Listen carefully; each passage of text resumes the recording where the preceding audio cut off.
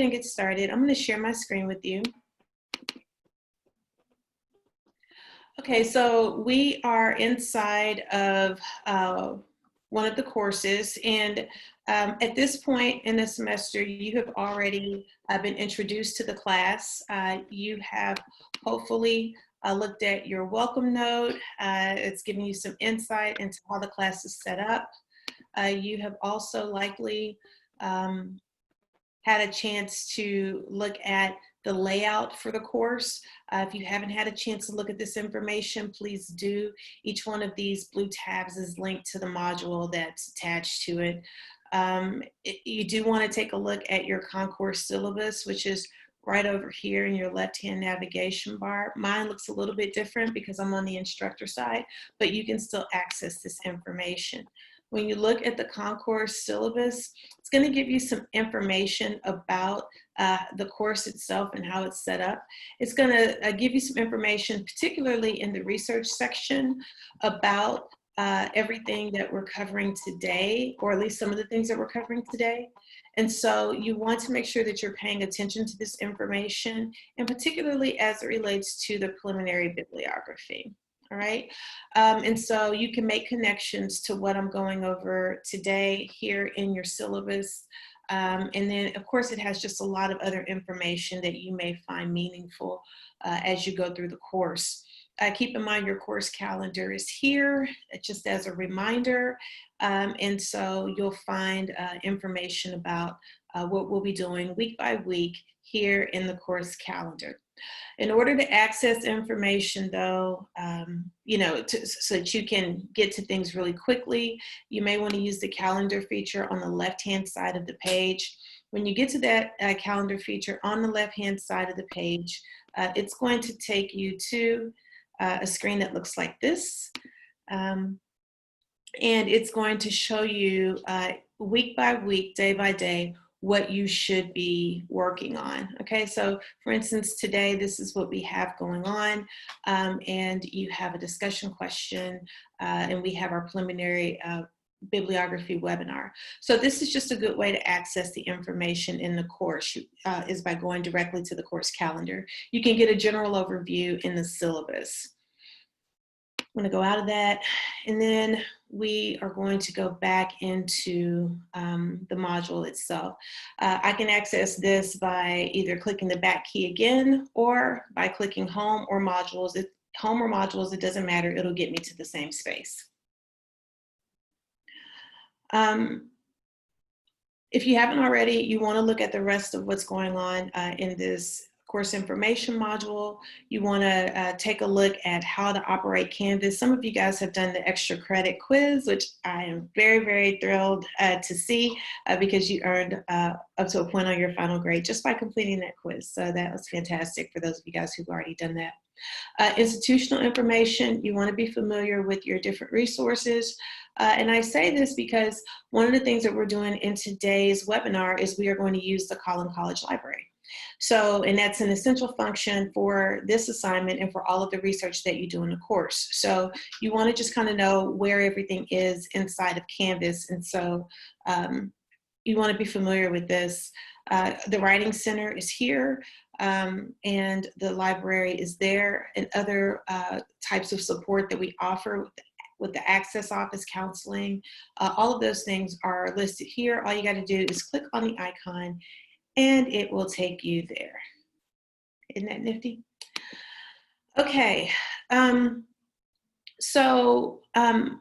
that's just a very quick overview of some of the information that will be helpful for you. Keep in mind that if you have any technical glitches with Canvas or with your Cougar Web or email, you can access the ELC. They can help you with that. And then if you want to continue to earn extra credit and just get help on your assignments, obviously you can go to the Writing Center, which is this icon in yellow, and you can go here and you can schedule appointments. We have an online Writing Center, and so you can schedule appointments with the online Writing Center. You don't have to go onto the campus, onto the campus in order to do that. Okay. All right, so all of these services that I just mentioned to you are relevant to what we're going to be working on, because you want to be able to know how to access everything you need. Keep in mind there are some additional things here that can help you as you go down the institutional information guidelines. And then here, these are some shortcuts to get you to the Writing Center of the library, and even the virtual librarian, which is specific to those of us who are online. And this is Mr. Leonard. Here's his contact information. Here's his chat information. He has turnaround time, so he's pretty specific, and he's very good. So I recommend working with Mr. Leonard as you get ready to do your assignments for the preliminary bibliography. I'm going to skip past the Ruby Tree Learning Lab. It doesn't really have any direct effect on this assignment, so I won't focus on that.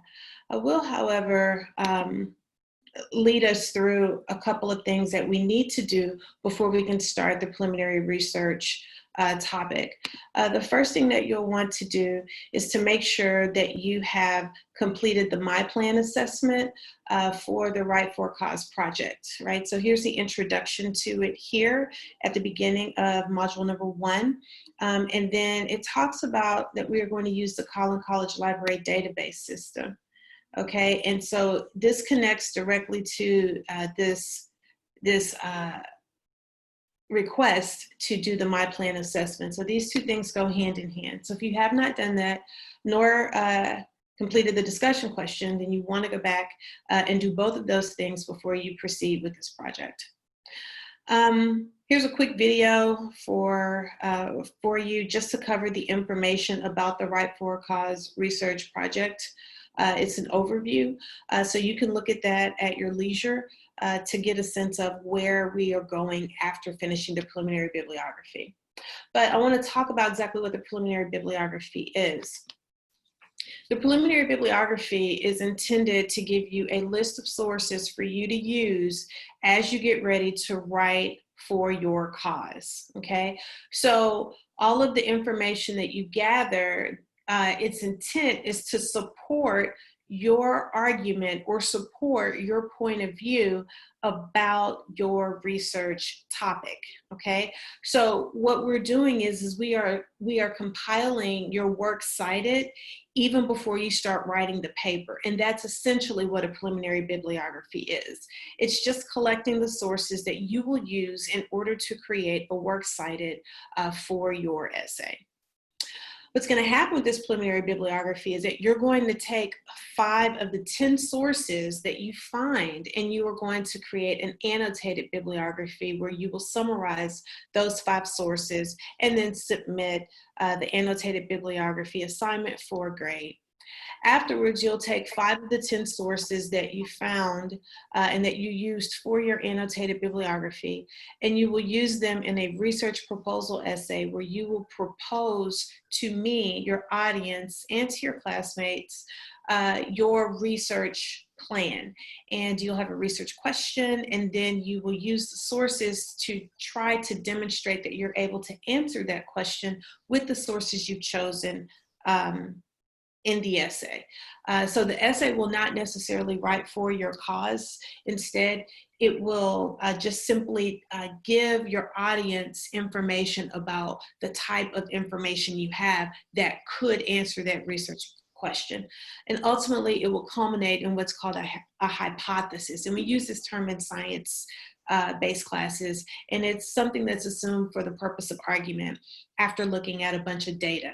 And that's essentially what you're doing. You're going to look at the data from the sources that you're going to pull in a preliminary bibliography, summarize an annotated bibliography. You're going to look at those sources and see how strong they are to answer your research question. And that's what that research proposal is about. At the end of the research proposal, then you'll give me a hypothesis, which will basically say, based upon this evidence, I believe this is the outcome. And the research proposal essay is obviously then meant to persuade, because you're trying to persuade me to let you write on this topic. So are there any questions over anything I've covered so far?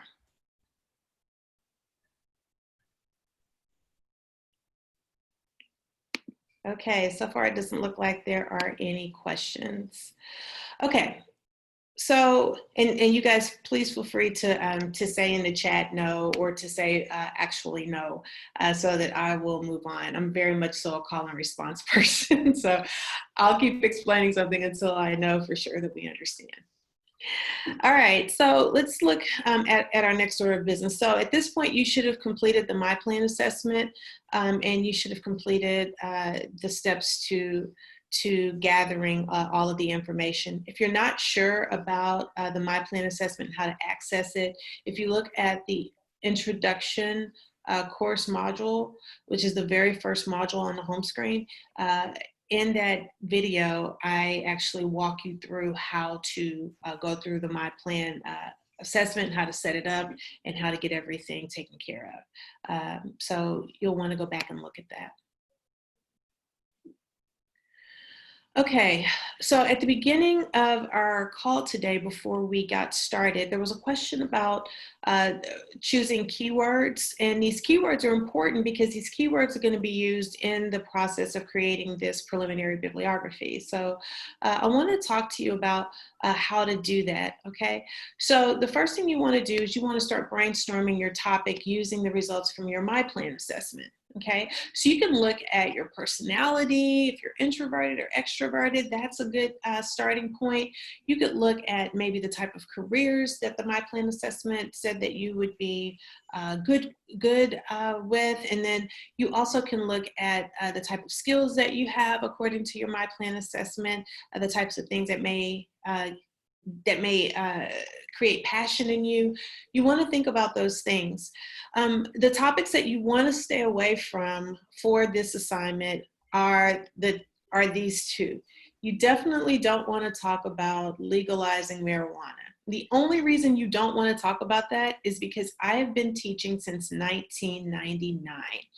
And I have read probably almost every semester of teaching an essay on the legalization of marijuana. It's an overdone topic, and because it's legalized in some states and still not legalized in other states, there's pretty much not more that can be said on it that would be very useful. So you don't want to talk about that topic, mainly because that topic is overdone. Pick something else that is more meaningful. Another topic to avoid, only because it's been overdone and written on for so many years, is the topic of abortion. I have read papers for and against abortion every semester, probably of my entire teaching career, up until maybe the last semester or before, when I just said no more.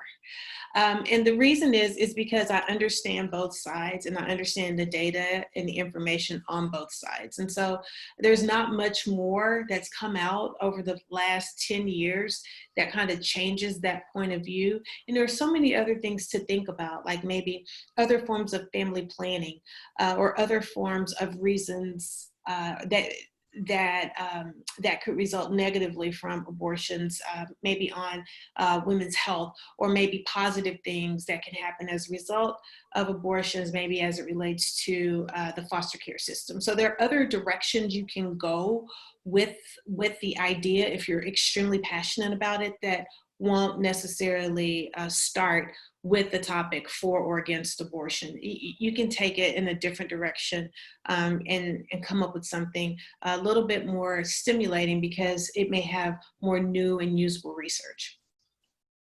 Are there any questions about anything I've mentioned so far? Any questions? Okay, thank you. All right, so let's talk about this. So what you want to do on a separate sheet of paper, you want to number from 1 to 5, and then you want to literally just empty your brain with at least 5 things that come to mind. These things don't have to be super involved. You know, they don't need to be extremely deep topics at first. You want to go through a process of expanding after you get the initial thought down, right? So say that my first topic is on video game micro transactions, right? And then my next topic is addiction in video games in elementary school boys. And say my next one is video game addictions, and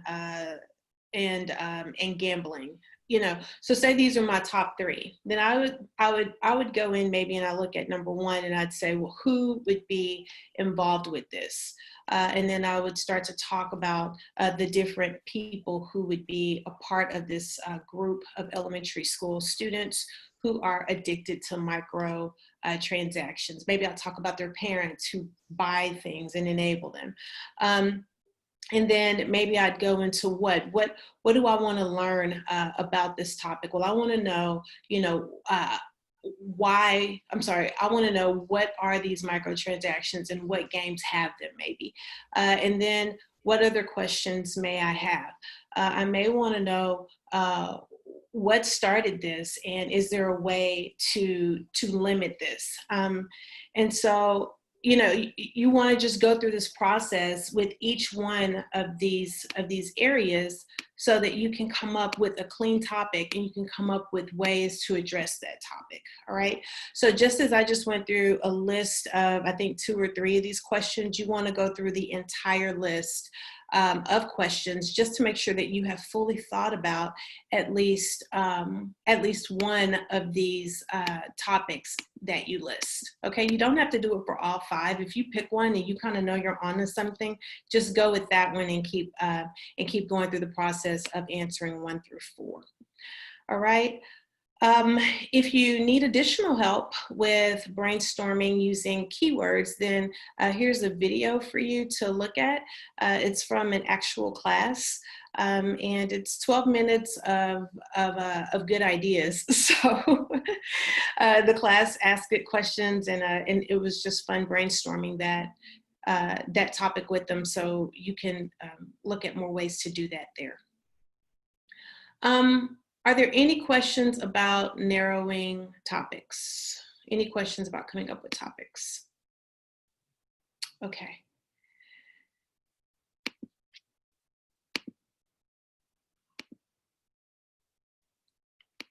Okay, so the next thing you're going to do after you go through that process is you are going to then do a discussion question. And after you finish the discussion question, then you are going to go to the next screen, and of course you'll go into your RTL lab, and then you'll go into preliminary bibliographies. I've already given you an overview of what the preliminary bibliography is, so now I just want to go into exactly how you create one and what you need to do. So first things first, you want to make sure that you're familiar with what's expected of you in the preliminary bibliography. You're looking for 10 sources, and they have to come from the Collin College database, and they have to have hyperlinks.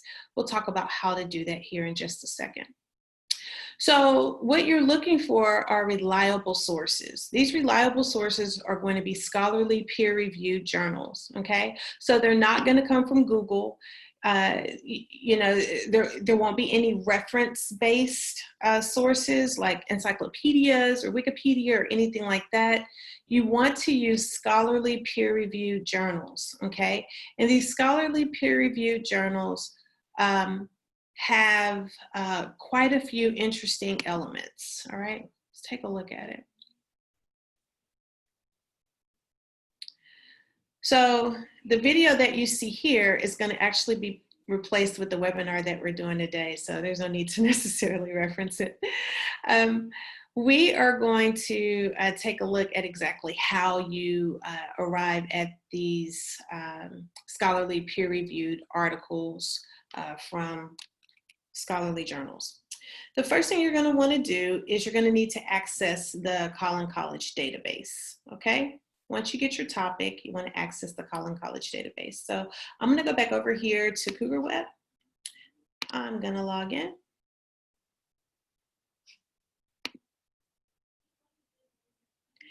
And then once I log in, I am going to go into the library tab.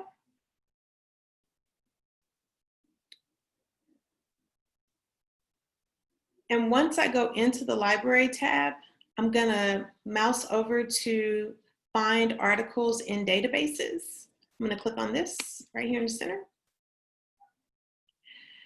Once I get in, there are hundreds of articles and databases in the system. So I highly recommend that you use Academic Search Complete. And it's right here, and it's easy to find because it's on the A screen, because this is alphabetized, right? So this is A, and this is everything under A. And then Academic Search Complete is right here with the little Texas sign that looks like on the inside. Okay, so then I'm gonna have to log into the database system, and you're gonna have to log in there too. So you're gonna have to know your username and your password. Once you get inside of the database system, then you're going to want to put in your keywords, right? So I'm going to do a couple of things. According to the content that we have here, the first thing I'm going to need to do is limit my results. The steps that I just followed are 1 through 9. All right, so let's limit the results to full text and scholarly peer-reviewed journals. So I'm going to go back. I'm going to slide down a little bit, and then right over here in the second row, I'm going to click full text, and then I'm going to click scholarly peer-reviewed journals. All right, now what that's going to do is that's going to limit the types of articles that I get. All right, and so now I am able to take a look at my keywords. So I want to look at video games and addiction.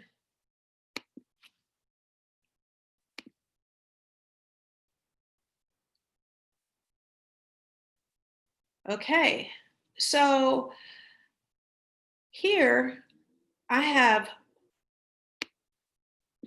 470 options to choose from. So that's really good. I want to now start thinking about the ones that would be most helpful for me. Now, if you remember earlier in the webinar, I think my first choice was video games and its impact on elementary school boys, right? And that's because I have an elementary school son who enjoys video games. And so I want to research this topic. So I'm going to now start scrolling down to see if I can find anything on elementary school boys and video games. Aha, here's one. Children's stressful life experience, school connectedness, and online game addiction, moderated by gratitude. Now keep in mind, I don't completely think that children playing video games is a bad idea. I think it's created a lot of creativity in my son. I think that it's done a great job of helping him with storytelling. He socializes really well with kids online.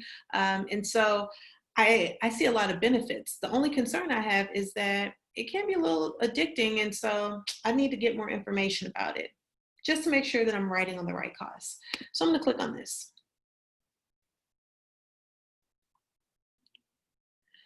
Okay, so this looks like a pretty decent article. What I'm looking for here is a couple of things. Number one, how recent is this article? Well, it was written in December of 2019, so I'm on the right track. That means that the information that's offered is relative and it's recent. And so it's not super old, and it's not going to give me a bunch of old, outdated information that I cannot use. So far, so good. The next thing is I realized that it has 2 authors. So that's 3 authors. So that's something I'm going to keep in mind. And it looks like one of the authors teaches at a location that says edu.cn, which means that more than likely this person is a professor or in some form of education, which gives the article ethos. So it's something that, again, I think I want to go with. Now, look at this. I have all of these key terms, which help me to think about maybe other articles that may talk about the same thing, right? Particularly exercise video games. I'm already intrigued. What's that about? School children. That's something I was looking for from the beginning, so good. This is going to be in China. Okay, so although my son lives in the United States, maybe there's a comparable idea to children who are in China. So I'm still keeping this article because this article is probably going to be something I can use. A couple of other keywords that the author offers is adolescents, elementary school children, online gaming addiction, and stressful life, school connectedness. So all of these things are things that I anticipated finding when I first started this search. Gratitude is a little bit unexpected. So I don't necessarily know that I'll continue with that keyword, but I will maybe use these keywords if I do an additional search. Now, the next thing that we have here is an abstract. The abstract is a summary of the article, all right? And what it is, it's whenever we as researchers want to get something published in a scholarly journal, they don't ask usually for our entire paper from the very beginning to, to try to figure out if they want to put it in their journal. They ask us to send them a paragraph, an abstract, which basically summarizes what's in there. And then from the abstract, then they'll say, okay, researcher, please send me your full article. And so what you will get as you look at these articles is a quick summary of what's in the text, right? And so it's worth your time to look at these abstracts, mainly because it will let you know pretty quickly if you want to keep something or if you want to get rid of it. So far, I see a couple of keywords that I want as a part of this essay or assignment. So I'm going to keep this article just based upon the fact that it's talking about addictions. It looks like at least 3 or 4 times very specifically in this article. All right. So the last thing here at the bottom, this is called the DOI. And the DOI is a signifier. In other words, it's kind of like a little code to let people know exactly where you got something from. DOIs are part of modern referencing in library systems.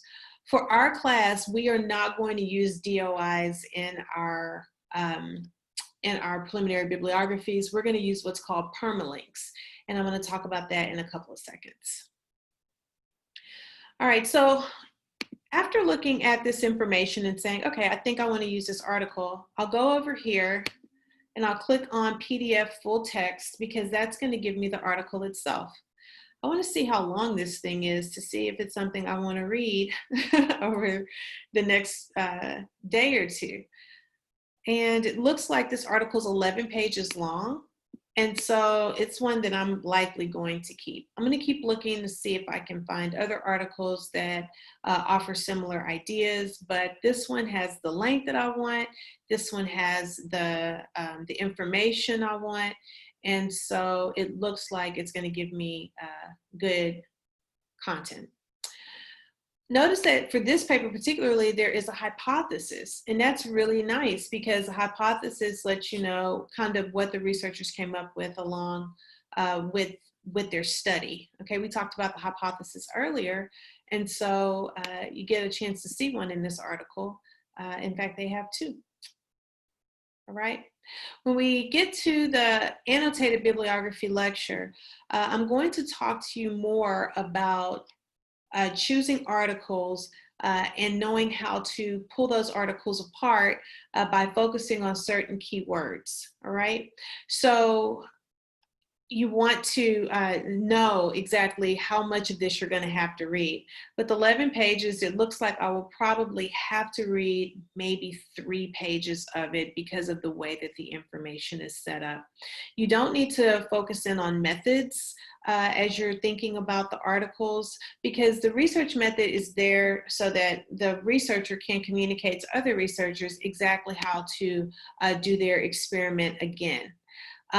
But when you're looking at the information, you mainly need to know the outcome. So the hypothesis would be important, but you really want to know the outcome, which is going to be the results. So for all of my eager beavers who want to get started on the annotated bibliography early, which I highly recommend, and you want to start looking at these articles and thinking about how you're going to read and communicate this information in a summary, then you want to be aware of certain sections that you should pay attention to, and the results section is going to be one of those sections. All right, but you don't need to pay attention to methods, okay? You also want to pay attention to outcomes and conclusions. And so those areas are going to be areas that you want to give a lot of your time to. Okay, let's move on. Let's talk about how we're going to cite this information. Are there any questions in the chat right now? Does anyone have any questions? Okay. Looks like no questions. All right, so I'm going to click out of here. And we are going to figure out exactly how do we come up with these citations. So one of the ways that I like to use to cite this information is to go over here to the toolbar that's right over here on the right-hand side and click the word cite. When you click the word cite, it is going to give you a list of formats that you can use in order to cite. I'm going to scroll down to MLA. The MLA Site feature is what you use for your English class, all right? We are the Modern Language Association. So I'm going to grab this entry right here, and we are now going to copy and paste it into our assignment, all right? So I'm going to go back into our class.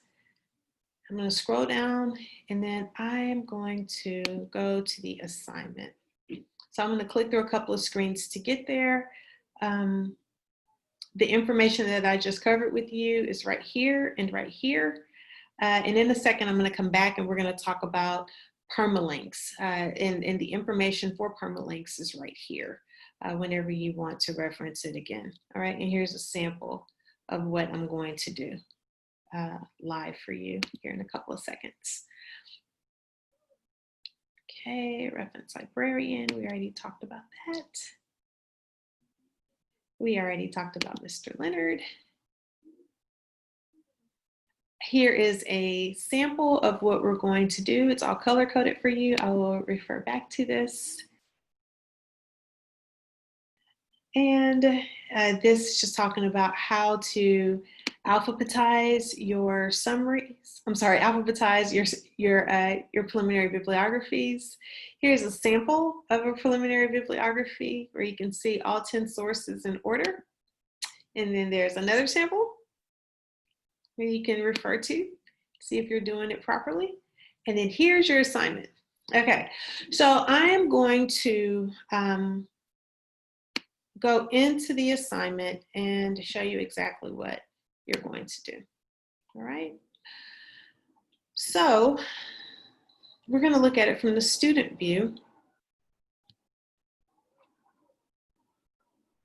And we are going to go into it right here. It's at the end of your module. And so here are your instructions and your objectives. And here, we are going to make sure that we do the following minimum requirements. We're going to alphabetize, we're going to capitalize and punctuate and italicize. You're going to review the source citation format and sample. You're going to double check each entry, and you're going to keep in mind that no partial credit is given for incorrect entries. Everything has to be perfect, no pressure. And that's because it's a technical assignment. And then all of the information that was on the source citation format and sample page is right here. All right, so it's copied and pasted for you here. It's just not color coded. All right, and so then we'll take the quiz.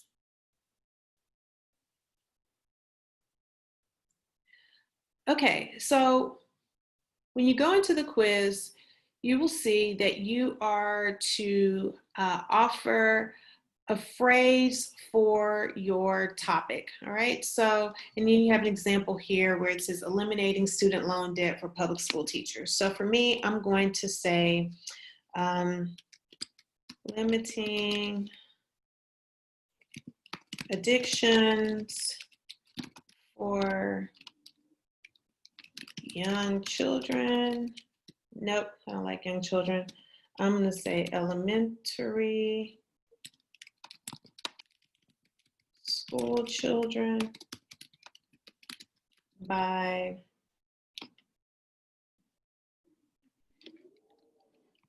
limiting,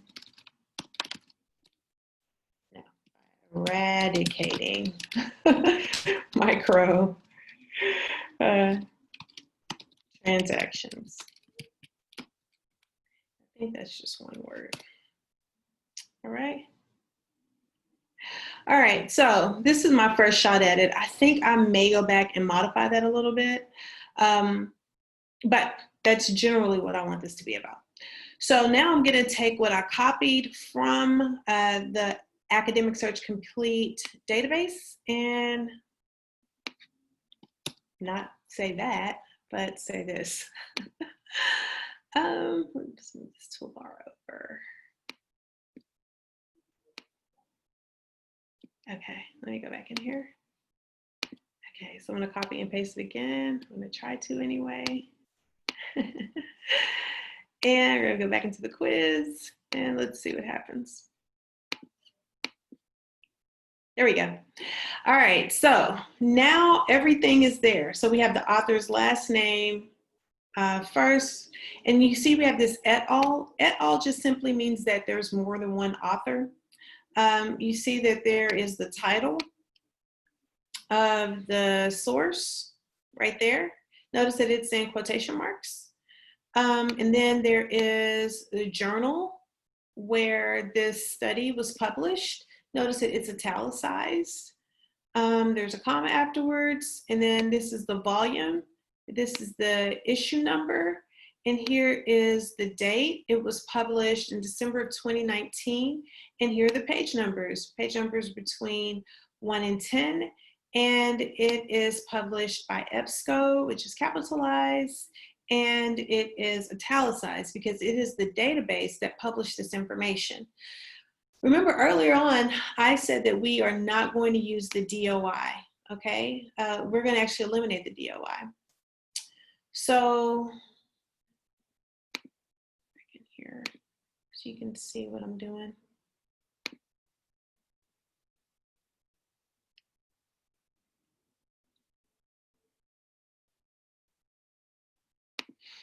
So in the DOI, I'm sorry, so to get rid of the DOI, we're going to look at the process that we have available to us.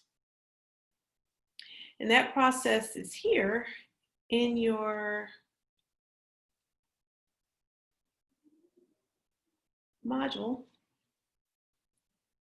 where it says citing sources using Ebsco Academic Search Complete. Remember I talked about that we're going to get rid of the DOI and we're going to use the permalink. Here's the permalink tool option right there. Okay, so what we're going to do is we're going to go back in here, and now that we've copied and pasted that, we're going to go back into this toolbar on the right hand side. We're going to click on permalink, and look at that. Right up here, moving something. Right up here, you have the permalink. Just click in that little square, copy, grab it, and then go back over to your assignment, delete the DOI, paste it here. And voila, there you go. So that's how you add your permalink, okay? Now, the next thing you need to do is, because see, here's a step right here to take the permalink off.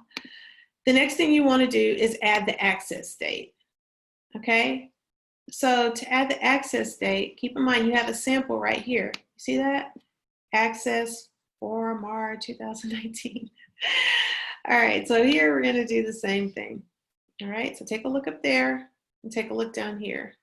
You want to add a period because that's kind of the end of this database sentence, right? Ebsco is the database. Here's my permalink. So that's almost like a sentence, right? So you end it with a period. And so since I accessed it today, then I would put down June. No, put down 9. I'll put down access. 9 June. Let's see. Yep.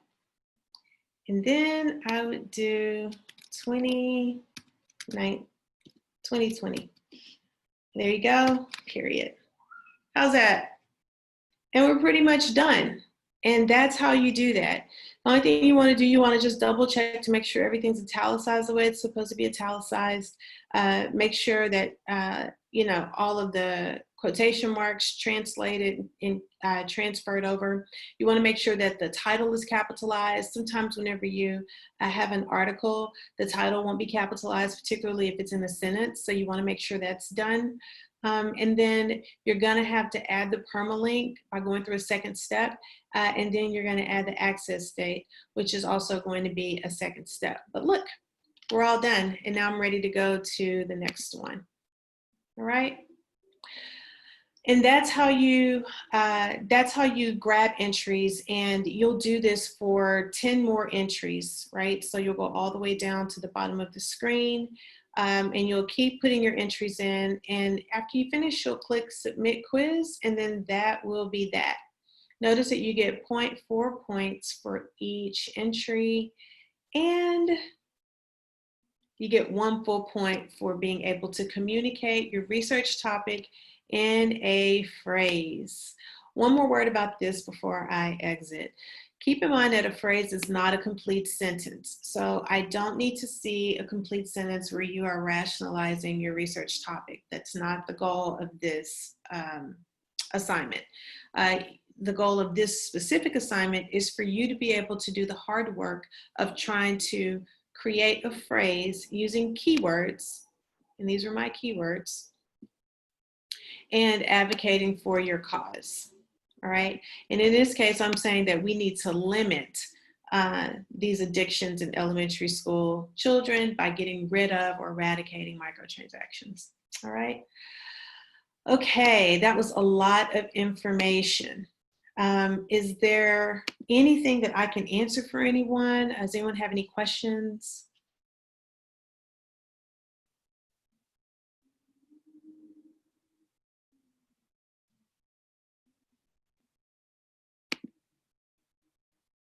No questions?